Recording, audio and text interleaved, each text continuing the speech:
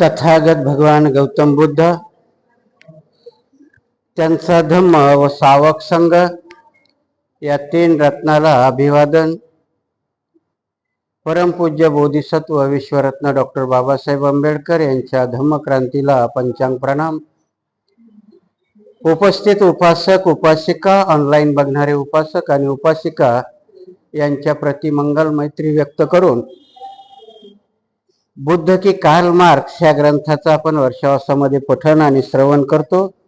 त्याचं पठण आणि श्रवण करत बाबासाहेबांनी ह्या दोघांची तुलना करताना बुद्धाचे सिद्धांत आणि कार्ल मार्क्सचे सिद्धांत पहिलाही घेतल्यानंतर आपण बुद्धाचे सिद्धांत पाहतो. त्यांच्या 10व्या सिद्धांतापर्यंत कालपर्यंत आपण पाहिलं. 11वा सिद्धांत होता हित संबंधाच्या कलामुळे जगाला दुःख आहे व तो दुःख सोडवण्याचा मार्ग म्हणजे आर्य अष्टांगिक मार्ग आहे. काल आपण त्याच्यावर अर्धविवेचन केलं होतं. कारण आर्य अष्टांगिक मार्गामध्ये मी सांगितलं होतं तुम्हाला की भगवान बुद्धाचा धम्म खरंच 3 शब्दामध्ये समावल्या गेलाय. 3 शब्द एवढे महावाक्य आहेत की ते एका एका शब्दाचं विवेचन करता करता आपल्याला प्रत्येक एखाद्याची जिंदगी संपून जाईल, पण त्या शब्दाचे अर्थ आणि त्याचं विश्लेषण संपणार नाही. पण आपण थोडक्यामध्ये आणि धावतं करत आहोत. म्हणून काल आपण शील आणि समाधी, त्या आर्य अष्टांगिक मार्गामधल्या शीलामध्ये काय येतं आणि समाधीमध्ये काय येतं याचं आपण विवेचन केलं होतं. बाबासाहेबही म्हटले होते की बुद्ध धर्मामध्ये तुम्हाला काही नाही पाळता आलं तरी चालेल, पण आर्य अष्टांगिक मार्ग पाठही असावा आणि आचरणही असावा. ते जर केलं तर निर्वाण मिळायला तोच एक मार्ग पुरेसा आहे असं बाबासाहेब स्वतः म्हणताय. आणि म्हणून तो मार्ग आपल्याला कळला पाहिजे. तर त्या मार्गाचे काल आपण शील आणि समाधी बघितलं. आणि म्हणून याचा अर्थच असा आहे की जोपर्यंत शील धारण करत नाही तोपर्यंत समाधी लागत नाही. बिना शीलवानाला समाधी कधीच लागत नाही. तुम्ही प्रयत्न करून बघा. कारण मी तुम्हाला काल समाधीचा अर्थ कुठेतरी ध्यानस्थ बसणं आणि त्याच्यावर आपण समाधी ओढून घेणं म्हणजे मृत्यू देणं, त्याला समाधी नाही म्हटलं. समाधी म्हणजे सजगता. आणि त्या समाधीचा अर्थच असा आहे की काय खरं आणि काय खोटं, काय कुशल काय अकुशल, काय पाप काय पुण्य याची समजणं आणि त्याच्याकरता एकाग्रता निर्माण करणं, त्याला आपण समाधी म्हटलं. त्या समाधीमध्ये येणारे आर्य अष्टांगिक मार्गातले 3 मार्गही आपण बघितले. आज आपण बघणार आहोत प्रज्ञा. आता प्रज्ञेचा अर्थही आपण बऱ्याच ठिकाणी वेगळ्या पद्धतीने घेतो. शिक्षण, डिग्री आणि प्रज्ञा ह्या 2 वेगळ्या गोष्टी आहेत. पहिल्या लक्षात घ्यायचं की खूप मोठा PhD धारक आहे आणि म्हणून तो प्रज्ञावान असेलच असं नाही. म्हणून काश्मीरच्या खोऱ्यात जेवढे बी काही आतंकवादी आहेत त्यातले जवळजवळ 99% उच्च शिक्षित इंजिनियर आहेत. आणि म्हणून त्या आतंकवादी दहशतवादी नुसते त्यांच्यामध्येच आहेत का तर नाही. मालेगाव पासून बॉम्बस्फोट करणारे पुरोहितही आणि सगळी ही मंडळी उच्च शिक्षित आहे. आणि म्हणून त्याला प्रज्ञा म्हणता येणार नाही. प्रज्ञा त्याला म्हणतात की मी नेहमी इथे सांगितलेलं आलं की 32 डिग्र्या घेतलेले आणि 4 PhD घेतलेले बाबासाहेब आपल्या प्रवचनामध्ये सांगतात की मला महात्मा गांधी असेल, सरदार पटेल असेल, ही मोठमोठी जेवढी काही विचारवंत लोक आहेत ती मला अशीच घाबरत नाहीयेत. माझ्याकडे ह्या डिग्र्या आहेत म्हणून ते घाबरतात का तर नाही. कारण माझ्याकडे सदाचार आहे, माझ्याकडे शील आहे, म्हणून ही लोक मला घाबरतात. आणि ज्याच्याकडे शील आहे तोच प्रज्ञावान होऊ शकतो आणि प्रज्ञावानच शीलवान होऊ शकतो. ह्या दोन्ही गोष्टी एकमेकावरती आधारित आहे. आणि जोपर्यंत शील नाही तोपर्यंत समाधी मिळत नाही. आणि समाधी नसेल तर तुम्हाला प्रज्ञा येत नाही. मी याची बरेचसे एक उदाहरण तुम्हाला सांगितलेलं आहे की 4 PhD आणि 32 डिग्री असणारे बाबासाहेब एकही वर्ग न शिकलेल्या गाडगे बाबाच्या कीर्तनाला जाऊन खाली बसायचे. एकही वर्ग शिकले नव्हते गाडगे बाबा, पण इथे हा एवढा उच्च विद्ये विभाषित माणूस त्यांच्या कीर्तनाला जाऊन पुढे बसायचा. कारण का, तर गाडगे बाबा उच्च शिक्षित नव्हते, पण प्रज्ञावान जरूर होते. कारण प्रज्ञा कशाला म्हणायचं, तर प्रज्ञा आपल्या समोर असणाऱ्या अन्यायाला वाचा फोडून त्याला न्याय मिळवून देणं, त्याला प्रज्ञावान म्हणतात. नुसती प्रज्ञा तशीच कामाला येते का? म्हणून एक दोन गोष्टी सांगेल की गाडगे बाबा प्रज्ञावान कसे होते. तर गाडगे बाबाचं कीर्तन चालू आहे, कीर्तनामध्ये ते रंगलेले आहेत. पुढच्या लोकांना कीर्तनाचा धडा देताना दुसऱ्यासारखं टाळ मृदंगाचं कीर्तन त्यांचं नसायचं. हातामध्ये 2 दगड असायचे, दगडावर दगड मारायचे, गोपाला गोपाला देवकी नंदने गोपाला म्हणायचे. आणि पुढच्या लोकांनाच विचारायचे की बाबा हो तुम्ही देव पाहिलाय का. गाडगे बाबा काय म्हणायचे, तुम्ही देव पाहिलाय का. तर लोक म्हणायचे हो पाहिलाय. कसा पाहिलाय, तर म्हणे मंदिरात आहे. मग तुमच्या देवाला धोतर नेसता येतं का, तर म्हणे नाही. मग कोण नेसवतं, तर म्हणे आम्हीच नेसवतो. म्हणजे ज्याला धोतर नेसायची अक्कल नाही तो तुम्हाला कपडे काय देईल रे. गाडगे बाबा कीर्तनच सांगायचे. किती सुंदर त्यांच्या भाषेतलंच होतं की नाही.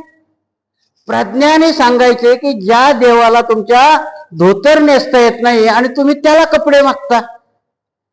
तुम्ही देवाला जेवायला कसं घालता, तर म्हणजे त्यांच्या पुढे नैवेद्य ठेवतो आणि मग त्याच्याकरता काय करता, म्हणजे कुत्रं नेऊ नये म्हणून काडी घेऊन बसतो. म्हणजे जेवायला स्वतः जेवायची अक्कल नाही तो तुम्हाला भोजन कुठून देईल. आणि बाबा ते नंतर शेवटी म्हणायचे तुम्हाला जिवंत देव बघायचा आहे का.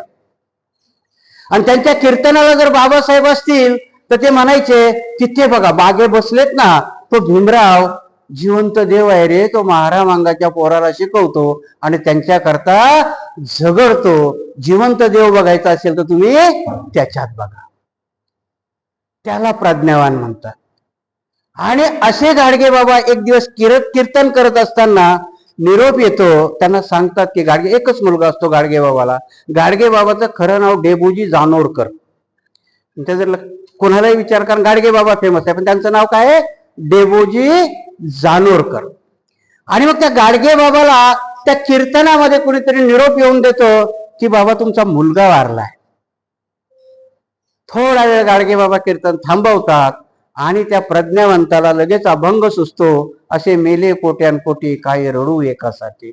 आणि लगेच सुरू करतात देवकी नंदन गोपाल. याला प्रज्ञावान म्हटलं. प्रज्ञावान दुसरे प्रज्ञावान कोण आहेत, महात्मा ज्योतिबा फुले. त्यावेळची मॅट्रिकच शिकलेले आहेत. बाबासाहेबांसारखे PhD नाही, बॅरिस्टर नाही, कुणी नाही, परंतु ते खरे प्रज्ञावान आहेत. प्रज्ञावान कसे आहेत, निस्त प्रज्ञा जागृत होऊन भागत नाही, तर त्या प्रज्ञेला कृतीची जोड दिली की मग प्रज्ञावान ओळखायला येतो. म्हणून त्या महात्मा फुलेला जेव्हा कळतं की त्या मित्राच्या लग्नामधून ते ब्राह्मण त्यांना बाजूला काढतात आणि तेव्हा त्यांच्या डोक्यातली प्रज्ञा जागृत होते की मीही माणूस आहे आणि मलाही या लग्नाच्या याच्यातून काढून दिलं जातं, कारण ब्राह्मण मला शूद्र म्हणतो. आणि तिथे त्यांची प्रज्ञा जागृत होते. नुसती जागृत होऊन मग ते थांबलेत का, तर ते शोध लावतात की ही अन्याय कशामुळे आहे. आणि मग तिथे त्या वाक्याचा शोध होतो की विद्येविना गती गेली, गती विना मती गेली, मती विना शूद्र खचले, शुद्ध अर्थाविना शूद्र खचले, आणि एवढे अनर्थ एका अविद्येने केले. याचा शोध लागल्यावर नित्य एवढ्यावरच ते थांबतात का, नाही. कारण हे जगातली अर्धी लोकसंख्या बायकांची शूद्राला तर अन्याय होतोच, पण ह्या स्त्रीवरती त्याच्यापेक्षा जास्त अन्याय होतो. म्हणून ते पहिले गुरु बनतात आपल्या बायकोचे. प्रज्ञावान काय करतो, आपल्या बायकोला शिकवतात. नुसतंच आपल्या बायकोला शिकून थांबतात का, त्या बायकोला सांगतात आता तू बायकाला शिकव. सामाजिक न्यायाचं तत्व प्रज्ञावानच करू शकतो. आणि म्हणून महात्मा फुले आपल्या बायकोला घरापासून सुरुवात करा. आताचा शिक्षित आपल्या घरापासून सुरुवात करतो का, पार्टीमध्ये हा जातो, अध्यक्ष होतो, ते होतो, पण याची बायको मात्र कुठल्या आंदोलनात नसावी, कारण तो प्रज्ञावान नसतो, तो तिला स्वातंत्र्य देत नाही. विहारामध्ये येताना तो म्हणतो मी येत जातो, तुझं काम ते नाहीये, तू जरा थांब घरी. प्रज्ञावानाचं ते काम नाही. प्रज्ञावानामध्ये छत्रपती शाहूजी महाराज होते. शाहूजी महाराजांनी सामाजिक न्याय, प्रज्ञावंताचा न्याय कसा केला, तर त्यांच्या सरकारी कामामध्ये असणारा कांबळे हे बाहेर गेले होते. त्या कांबळेने हौदाला हात लावला आणि तो हौद बाटला, म्हणून त्यांच्या पदरी असलेल्या ब्राह्मण लोकांनी त्या कांबळेला चापकानी मारलं. कशाने मारलं? चापकानी मारलं. त्याच्या पाठीवर ओळाले. तोही स्वाभिमानी कांबळे दुसऱ्या दिवशीपासून कामावर आला नाही. महाराज आपला कुठला तरी दौरा आटोपून घेतात आणि त्यांना कांबळे आजूबाजूला दिसत नाही. ते विचारतात कुठे आहे, कोणी सांगत नाही. महाराज स्वतःची बग्गी बघतात आणि कांबळेच्या घरी जातात. राजाला कांबळे सांगत नाही. राजा विचारतो काय झालं, का नाही आला आज कामावरती? आणि कांबळे आपला अंगातलं शर्ट काढून राजाला पाठ दाखवतो. त्या पाठीवर असुडाची ओळ असतात. राजा आहे तेवढ्यावर थांबतो का राजा? कांबळेला दरबारात घेऊन येतो. कुणी मारलं ते सांग. 2 लोकांचं नाव सांगतो. कांबळेच्या हातात आसूड दिल्या जातो. त्या दोघांना मारायची शिक्षा महाराज फरमावतात. याला सामाजिक न्याय म्हणता येईल का? एवढ्यावर थांबला का सामाजिक न्याय? नाही. तो कांबळे म्हणतो महाराज नाही करणार मी तुमच्या दरबारात नोकरी. आज तुम्ही जरी त्यांना शिक्षा दिली पण यांच्या मनातलं जाईल का? मग करशील काय? करेल काही. त्या कांबळेला कोल्हापूरच्या मध्यवर्ती ठिकाणी जागा देऊन शाहूजी महाराज हॉटेल काढून देतात. एवढ्यावर सामाजिक प्रज्ञावानाची कथा सांगतो. एवढ्यावर थांबलाय का? नाही. नुसते हॉटेल काढून देऊन काम होईल का? त्या हॉटेलला लागणारं भांडवलही महाराज देतात. हॉटेल चालूही होतं, पण एवढ्या मध्यवर्ती ठिकाणी एका महाराजच्या हॉटेलमध्ये लोक चहा प्यायला येतील का? सामाजिक न्याय आणि प्रज्ञावंताची गोष्ट सांगतो. महाराज आपल्या बग्गीमध्ये सगळे आपल्या सेक्रेटरीला भरतात आणि त्या कांबळेच्या हॉटेलमध्ये जाऊन स्वतः चाय पितात आणि बाजूच्या याला प्यावं लागतं. याला म्हणतात सामाजिक न्याय आणि याला म्हणतात प्रज्ञावंत. प्रज्ञा जागृत असली तर नुसतं, कारण कोरडे मारले न्याय दिला होता. कांबळेला कोरडे ज्यांनी मारले त्याला आसूड मारायला लावून न्याय दिला होता, पण प्रज्ञेचा सामाजिक न्याय झाला होता का? नाही.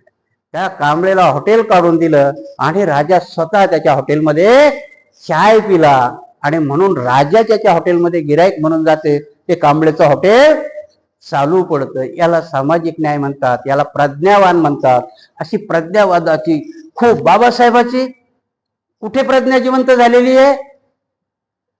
सयाजीराव गायकवाडांना दिलेलं वचन बाबासाहेब पूर्ण करण्याकरता त्यांच्या दरबारात जातात. कारण ऍग्रीमेंट झालेलं असतं. बाबासाहेबाला स्कॉलरशिप कुठल्या अटीवर दिलेली असते की जेव्हा तुम्ही डिग्री घेऊन याल तेव्हा आमच्या संस्थानामध्ये तुम्ही नोकरी केली पाहिजे. बाबासाहेब नोकरी करायला जातात, पण बाबासाहेबाला नोकरीच करू दिल्या जात नाही. आणि त्या चपराशाने फेकून दिलेली फाईल बाबासाहेबाच्या प्रज्ञेला चावा घेते आणि मग तिथे प्रज्ञा जागृत होते. मी एवढा बॅरिस्टर आहे, माझ्या शिक्षणाचा फायदा जर ह्या लोकांना समजत नसेल तर माझ्या समाजाचे काय हाल असतील. आणि मग त्या प्रज्ञावंतांनी केलेली प्रतिज्ञा फळाला येते आणि आमच्या पूर्वाश्रमीचे महार आम्ही बुद्ध बनतो. आज त्याचं फळ आम्ही घेतो. याला प्रज्ञावान म्हणतात. आणि म्हणून प्रज्ञा ही भगवान बुद्धांनी सांगितलेली शील, समाधी आणि प्रज्ञा. ह्या प्रज्ञामध्ये प्रज्ञेचे 3 प्रकार सांगितले. त्यातली पहिली प्रज्ञा आहे स्रोतमय प्रज्ञा. आता मी तुम्हाला जे सांगतोय की नाही हे स्रोत आहे ना, मी सांगतोय तुम्ही ऐकतात. ह्या तिघांच्याही कथा सांगितल्याने तुम्हाला ऐकवल्या, म्हणजे ही स्रोतमय प्रज्ञा प्रत्येकाने आत्मसात केलेली आहे. कुठलं ना कुठलं प्रवचन ऐकलेलं आहे, कुठल्या ना कुठलं पुस्तक वाचलेलं आहे, कुठल्या ना कुठल्या कार्यक्रमाला गेलेल्या आहेत. आर्थिक, सामाजिक, राजकीय ह्या गोष्टी आपण आपल्या कानाने ऐकून त्या स्रोतवान आपण झालेलो आहोत. ती स्रोतवान प्रज्ञा इच्छाने काही जास्त साध्य होत नाही. भगवान बुद्ध दुसरी प्रज्ञा सांगतात जिला चिंतनमय प्रज्ञा म्हटलं. कारण जी गोष्ट कधीतरी आपण ऐकलेली आहे त्याच्यावर आपण चिंतनही केलेलं आहे. कधी कधी आपण इथले प्रवचन ऐकून घरी जाऊन चिंतन बी करतो ना, की आपल्याला तसं करता येईल का, आपल्याला तसं वागता येईल का, किंवा एखाद्या तरी कुठल्या आपल्या नेत्याचं भाषण ऐकलं, श्रोतुमय प्रज्ञाही आली, तिच्यावर आपण चिंतनही केलं, पण त्यानंही काही साध्य होतात का? भगवान बुद्ध सांगतात की चिंतनमय प्रज्ञा, या दोन्ही प्रज्ञा चांगल्या आहेत. ऐकणारा का चांगल्या कार्यक्रमाला जाऊन आत्मसात करणं, स्रोत आत घेणं ही चांगली गोष्ट आहे, त्याच्यावर चिंतन करणं ही चांगलं आहे. पण कुठली प्रज्ञा फलद्रूप होते? तर भावनामय प्रज्ञा, की जिला भावनामय प्रज्ञा म्हटलं, त्या भावनामय प्रज्ञा त्यावेळेचा शब्द येतो. भावनामय म्हणजे काय? की अनुभव आरसणे. आपल्याला जोपर्यंत आपल्या प्रज्ञेचा अनुभव येत नाही तोपर्यंत आपण त्याच्यावर काम करत नाही. आणि अशा ह्या 3 प्रकारच्या प्रज्ञेमध्ये आपण जेव्हा ही भावनामय प्रज्ञा असते, तर ही भावनामय प्रज्ञा कधी विकसित होते? त्याला ह्या दोन्ही गोष्टी साध्य झाल्या पाहिजे. जोपर्यंत शिलावर तुम्ही आधारित नाही आणि शिलावर आधारित असल्याशिवाय तुम्ही समाधिष्ठ नाही, तोपर्यंत ही भावनामय प्रज्ञा निर्माण होत नाही. कारण भावनामय प्रज्ञा, भावना म्हणजे आपल्याला दुसऱ्याविषयी वाटणं, याला भावना नाही. त्यांच्या त्या वेळेच्या भाषेमध्ये भावनामय प्रज्ञा म्हणजे अनुभवाने आलेलं ज्ञान. नुसतंच ऐकलेलं ज्ञान कामाचं नाहीये. सर्दी पडशावर अमुक अमुक गोळी घ्या, ही कानाने आपण ऐकलेली आहे. ते ज्ञान कसं आहे? ऐकलेलं आहे. एनेसिन नावाची गोळी तापावरही चालते, पडशावरही चालते, सर्दीवरही चालते, आपण हे ऐकलेलं आहे. पण आपलं चिंतन असतं की ते डॉक्टरच्या सल्ल्याने घ्यावी का आपणच होऊन घ्यावी, हे चिंतन झालं. पण ती घेतल्यानंतर खरोखर सर्दी गेली, ताप गेलाय का, तर तो अनुभव आहे. ह्या प्रकारच्या प्रज्ञा ह्या आपल्याला जीवनामध्येही वापरता आल्या पाहिजे. आणि मग बुद्ध म्हणतात की ही प्रज्ञा जर डेव्हलप व्हायची असेल तर त्याला आर्य अष्टांगिक मार्गातल्या कुठल्या 2 याची गरज आहे? तर ते आहे सम्मा दिठ्ठी. दृष्टी कशी असावी आपली? सम्यक असावी. सम्यकचा अर्थ ठीक आहे, जास्त भानगडीत पडू नका. सम्यक म्हणजे कसं? चांगलं, ठीक. आपण वागत असताना कधी कधी काही गोष्टी कशा असतात की एक तर उच्च टोकाला जाऊन आपण हे करतो, किंवा एकदम खालच्या टोकाला. भगवान बुद्ध म्हणतात की माझा माध्यमिक मार्ग आहे, म्हणजे मध्यम मार्ग आहे, सम्यक मार्ग आहे. दृष्टी कशी असावी आपली? सम्यक असावी. आता दृष्टीचा अर्थ काय? डोळ्याने पाहणं, यालाच दृष्टी नाही म्हटलं. फक्त डोळ्याने बघितलेल्या गोष्टीची व्याख्या करणं. आता तुम्हाला एक अनुभव सांगतो की तुम्ही रस्त्याने चाललात तर नजर चौकड असते, पण सगळ्याच गोष्टी तुमच्या माइंडमध्ये गेल्यात का?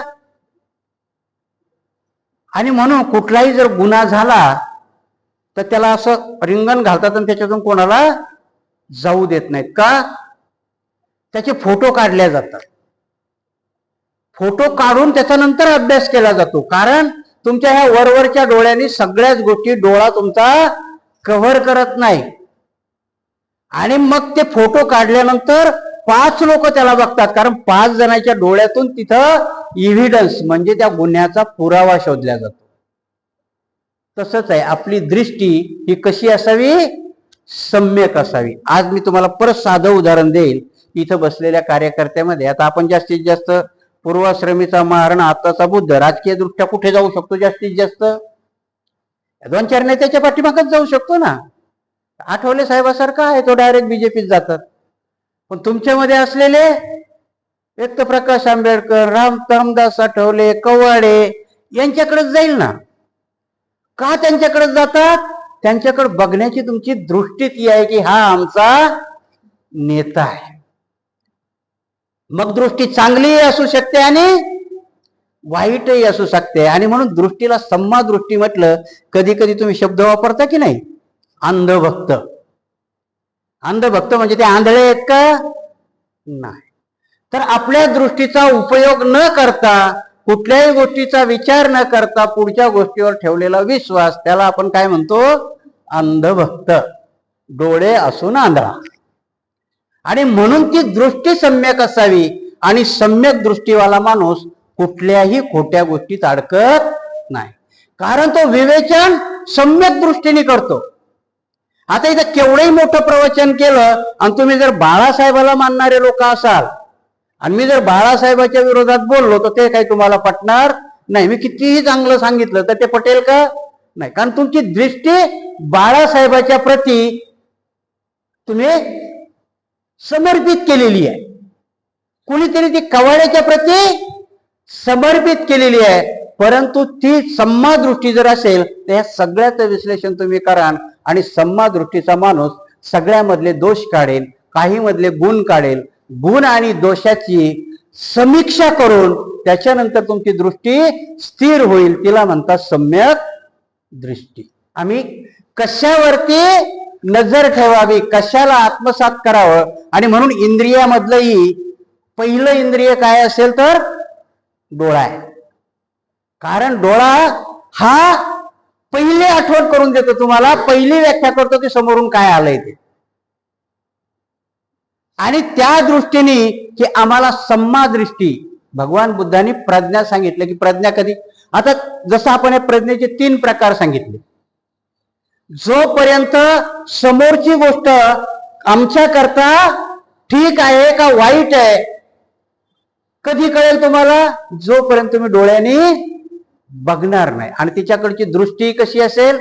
सम्यक दृष्टी असली पाहिजे बघताना. नाही तर मग कधी कधी असतं, मी नेहमी उदाहरण देत असतो की जर लहान लहान पोरांचं 2 भांडण लागलं तर माणसाची प्रवृत्ती काय असते? 2 प्रकारचे माणसं असतात. बाईला आपल्या मुलाचं आणि त्याचं भांडण लागलं तर एक प्रकारची आई कशी असते? हिच्या पोरानं किती गुन्हा करू पण ती त्याला धरून पाठीमागे सांगणार आणि त्याला सांगेल यानेच माझं पोरग बिघडव. हिची दृष्टी कशी आहे? आपल्या प्रती चांगली आहे. माझा मुलगा चुकी करूच शकत नाही ही तिची धारणा आहे, ही तिची दृष्टी आहे. दुसऱ्या प्रकारची कशी आहे? दोघांचे भांडण लागले ती जाईल आणि आपल्यालाच बडवत बसेल. ती बघणार नाही याची चूक आहे की काय, आणि म्हणताना काय आपल्यालाच बडवत बसेल. ते बिचारा त्याचा मार खाऊन हे आधीच हे झालं, ही जाऊन त्यालाच मारते. 2 टाईपचे आहेत. याला दोघालाही सम्यक दृष्टी म्हणत नाही.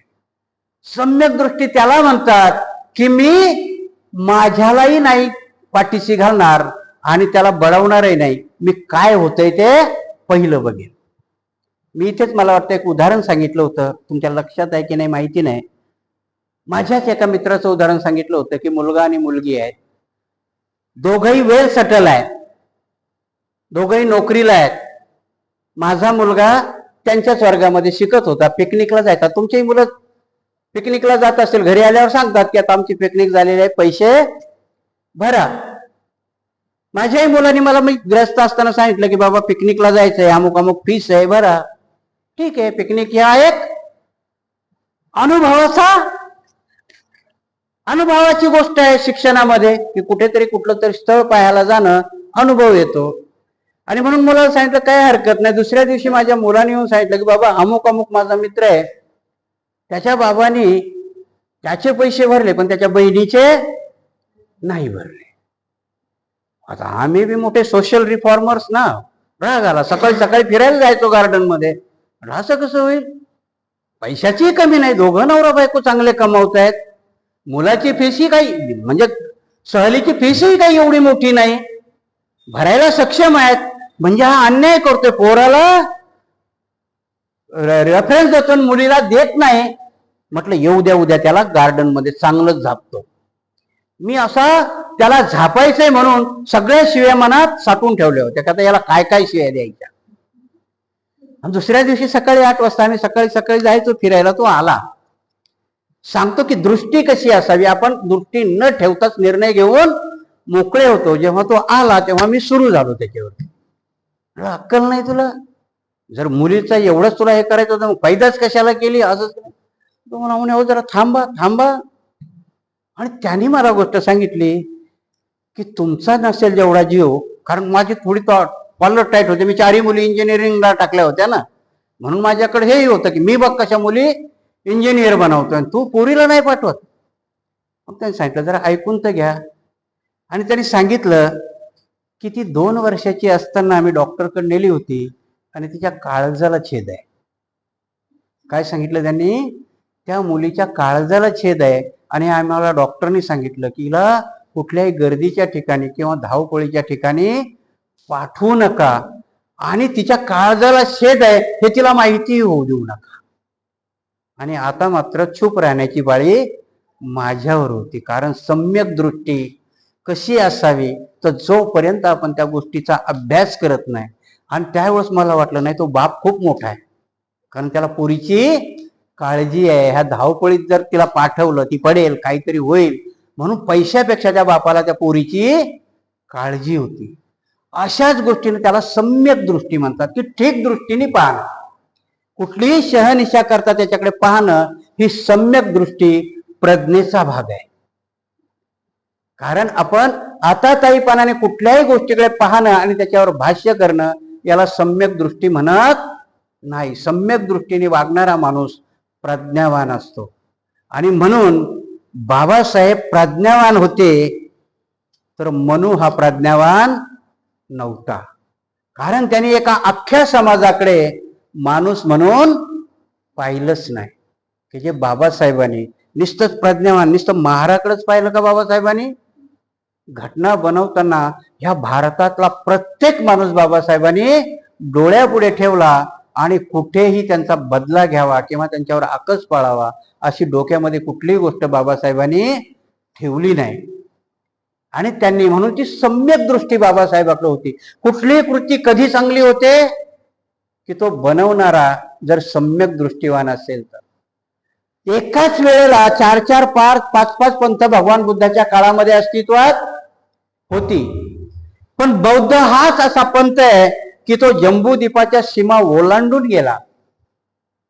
त्यांच्या बरोबर असणारा जैन धर्म सीमा ओलांडून जाऊ शकला नाही, कारण सम्यक दृष्टी नव्हती.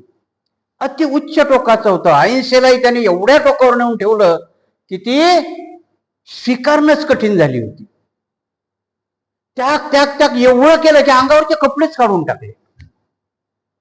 ते स्वीकारणं ठीक नव्हतं, सम्यक नव्हतं. त्याच्याकडे बघण्याची दृष्टी सम्यक नव्हती. आणि म्हणून बुद्धाने सम्यक दृष्टी असल्याशिवाय तुमची प्रज्ञाच वाढणार नाही. आणि आर्य अष्टांगिक मार्गामध्ये तुम्हाला सम्मा दृष्टी, दुसऱ्याकडे पाहण्याची दृष्टी ही एवढी सम्यक असावी, त्याच्याशिवाय प्रज्ञा वाढणार नाही. प्रज्ञा म्हणजे तुमच्या बुद्धीला, बुद्धीच म्हणता येईल, पण बुद्धी कुठली की ज्याला चांगल्याची जाण आहे. चोरही बुद्धिमान असतो चांगल्या, कारण चोरी करणं एक टेक्निक आहे की नाही. तुम्हाला सांगितलं जाण त्या घराचं कुलूप तोडा, तोडता येईल का? तो एका मिनिटात तोडून सगळं साफ करून निघून जातो. म्हणजे तोही बुद्धिमान आहे, चोरही बुद्धिमान असतो, परंतु प्रज्ञावान नसतो. कारण प्रज्ञा ही चांगल्या माणसाच्या मेंदूमध्येच निर्माण होऊ शकते. प्रज्ञा ही चोराच्या मनात कधीच निर्माण होऊ शकत नाही. आणि म्हणून म्हणतात ना की विद्या विनयेत शोभते. कुठलाही विद्वान माणूस असेल तो कधी चांगला वाटतो की त्याच्याकडे विनयही असला पाहिजे. जर विनय नसेल तर मग माणूस दहशतवादी होतो, अंतकवादी होतो.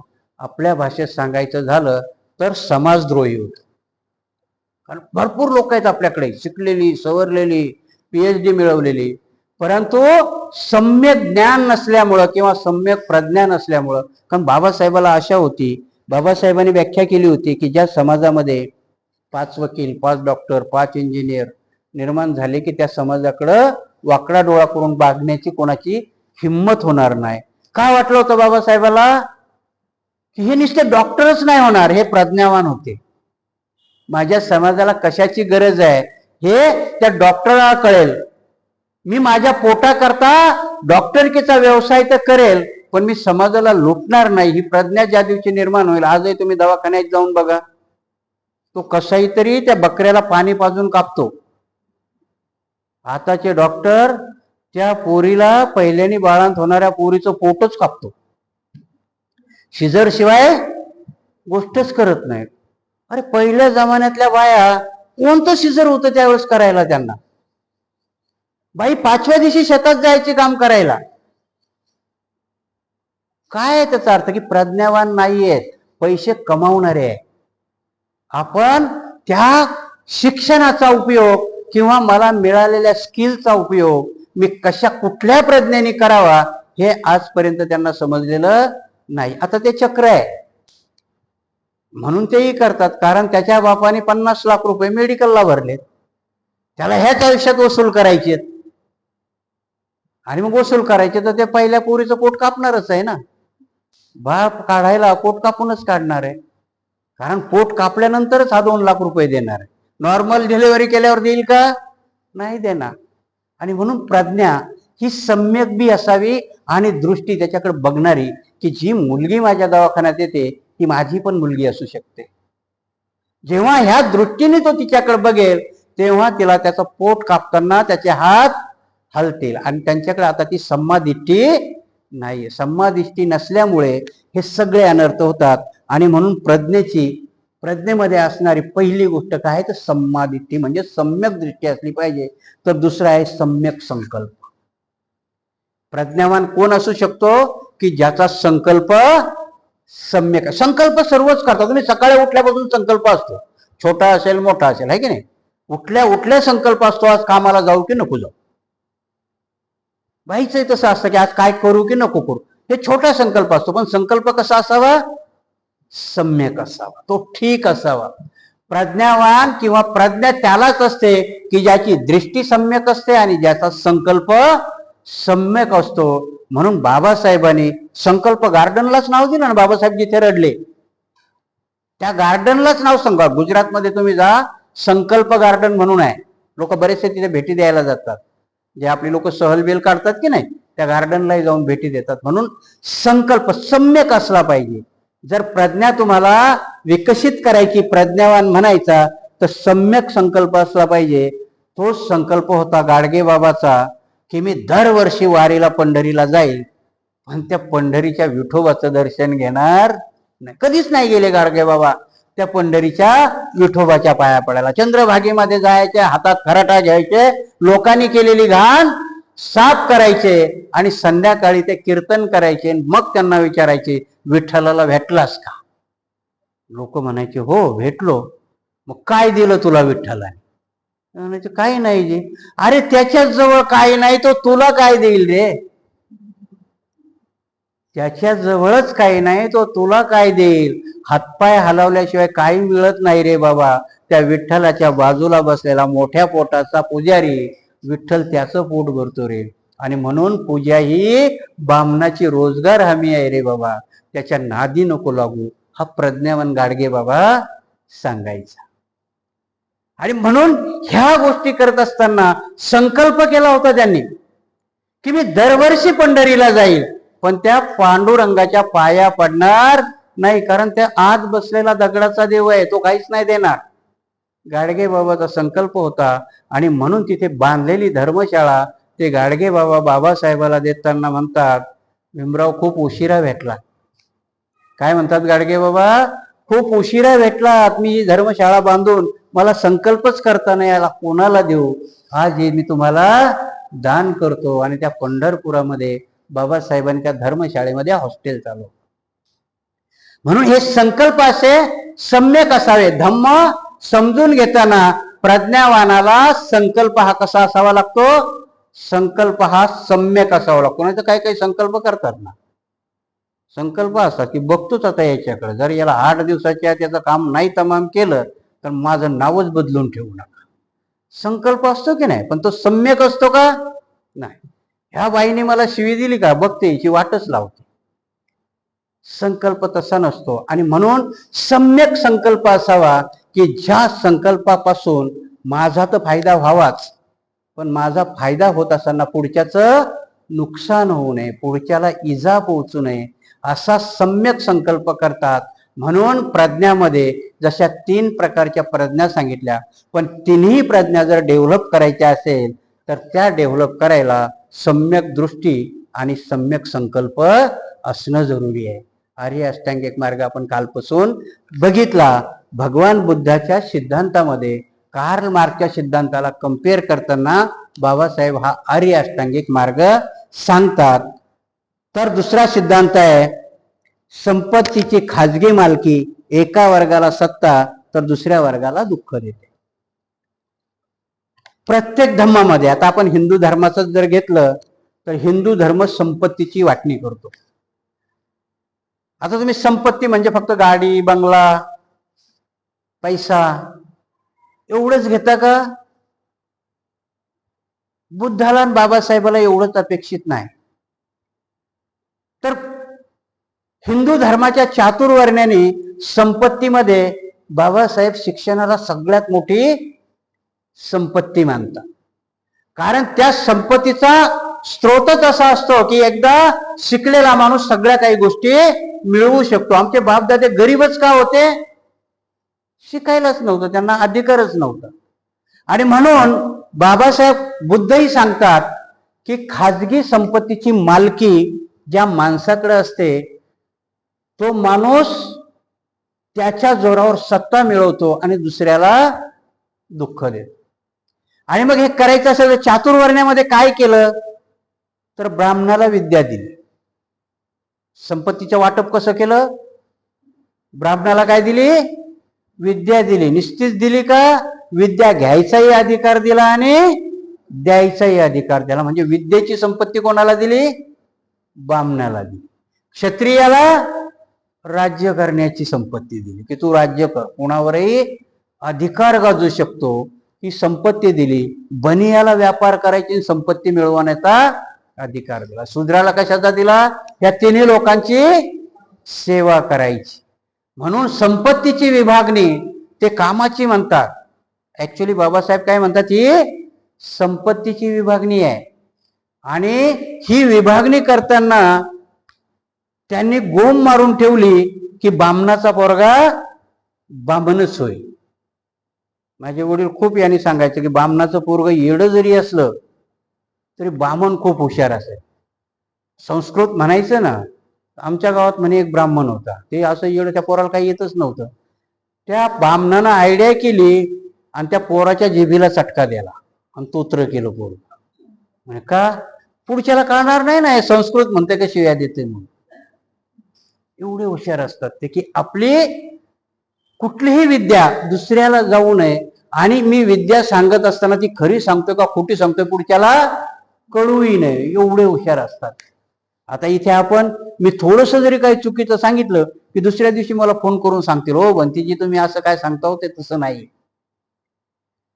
काही गोष्टी त्या लोकांनी आत्मसात केल्यात, पण ह्या गोष्टीमुळे जर शूद्राचा फायदा होत असेल तर त्यांच्या कानापर्यंतही त्या जाऊ नयेत एवढी व्यवस्था केलेली आहे. इथे भगवान बुद्ध सांगतात की संपत्तीचं खाजगीकरण. भगवान बुद्धाला जमिनीची पैशाच्या संपत्तीशी नव्हतं, ह्या संपत्तीशी घेणं देणं होतं.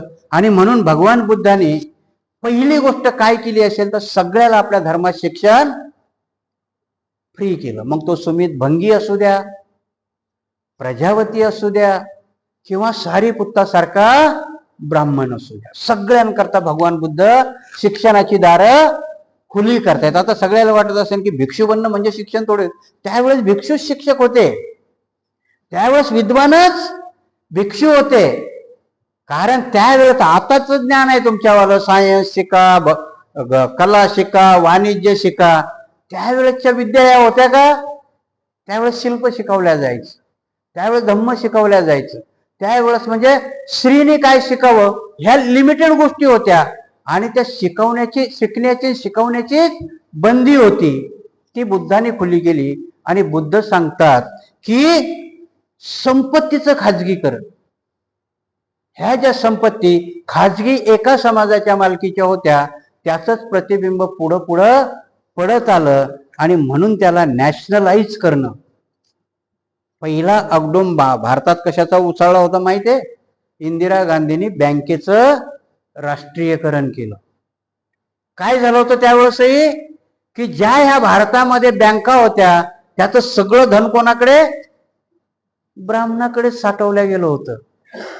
त्याच्यावरही त्यांनी उपाय काढला. नोटबंदी करून तुमच्या जवळचे पैसे त्यांनी काढून घेतले आणि माल्याला आणि त्यांना देऊन पळूनही लावलं. अजूनही तेच करतात, ते तुमच्या लक्षात येत नाही.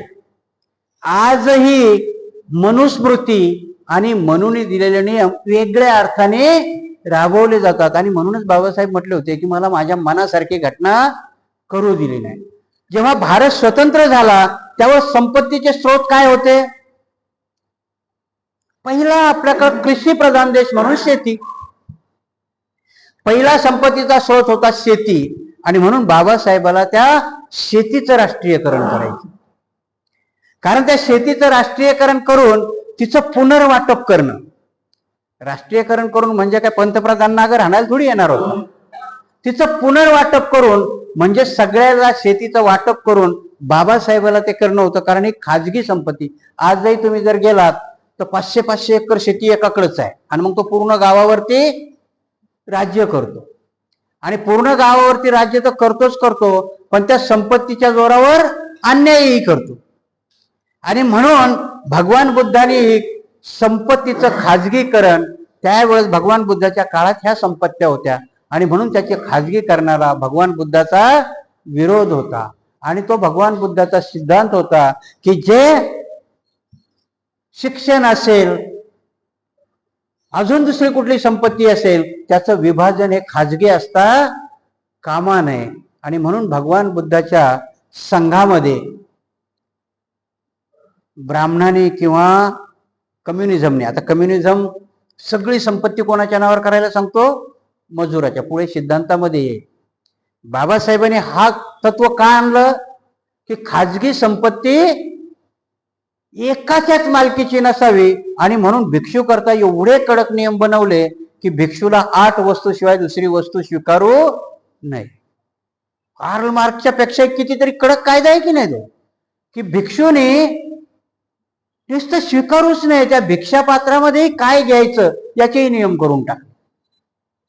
भोजनही तुम्हाला अलग अलग घ्यायची परमिशन ठेवली नाही. म्हणजे भगवान बुद्धांनी संपत्तीचं विकेंद्रीकरण करताना भिक्षू त्यावेळेची उच्च जमातच होती नाही. जर त्यांना भगवान बुद्धांनी परमिशन दिली असती तर, आताच्या सारखे समजा आताही भिक्षू करतात, संपत्ती जमवायला लागले, पण तेव्हाच्या भिक्षूला दिली असती तर भांडणं झाले असते की नाही. आम्रपालीचं विळवण बुद्ध गेल्यानंतर सारीपुत्तन मोगलांमध्ये भांडण, ते तर अगोदर गेले, दुसऱ्या भिक्षूत भांडण लागलं असतं की नसतं, हे माझ्याकडे असावं म्हणून भगवान बुद्धांनी तिथे परमिशनच दिली नाही. निस्ता नियमच बनवला का, नियमाला अनुकरण कसं करायचं हेही घालून दिलं. आणि म्हणून भिक्षूला खाजगीच काय पण वैयक्तिकही 8 गोष्टीशिवाय संपत्ती जमवण्याची परमिशन दिली नाही.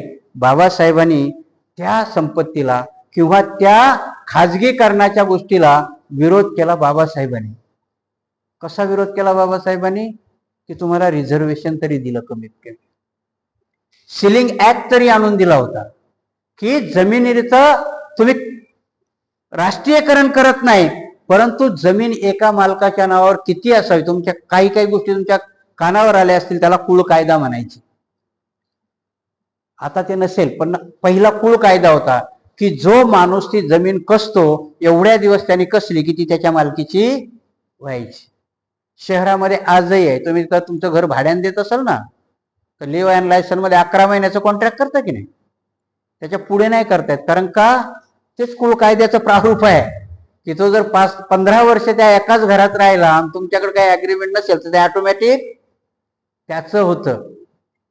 आणि म्हणून इथे या संपत्तीचंही विकेंद्रीकरण झालं पाहिजे. संपत्ती ही एका जमातीची किंवा एका माणसाची असता कामा नये.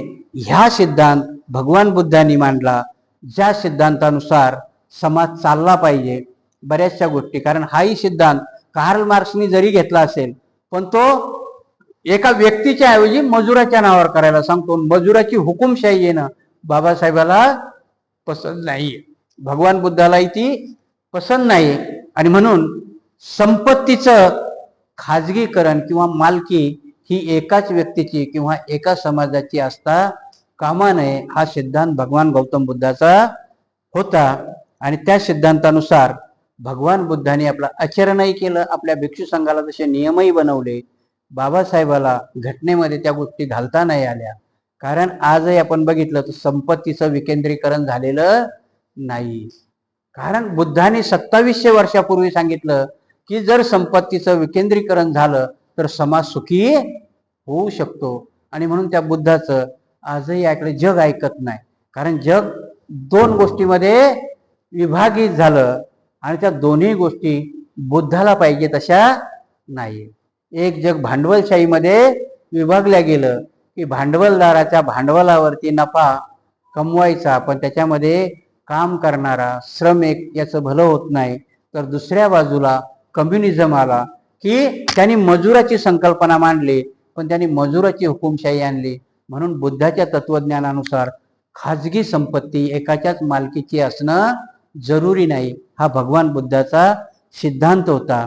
आणि म्हणून आज माझा विचार होता की 2-4 सिद्धांत सांगूया, पण नाही होणार ते, कारण एका एका सिद्धांतावर विश्लेषण करता करता मीही हरवून जातो, तुम्ही. कारण मी तुम्हाला पहिलंच सांगितलं होतं की कोणीतरी कंटाळा आला तर सांगत जा. आता मी काय समजू तुम्हाला कंटाळा येतोय का तुम्ही नुसतेच मजबुरीने बसलात ते काही कळत नाही. पण तरी आज आपण ह्या सिद्धांतावरती आज आपलं प्रवचन इथेच संपूया.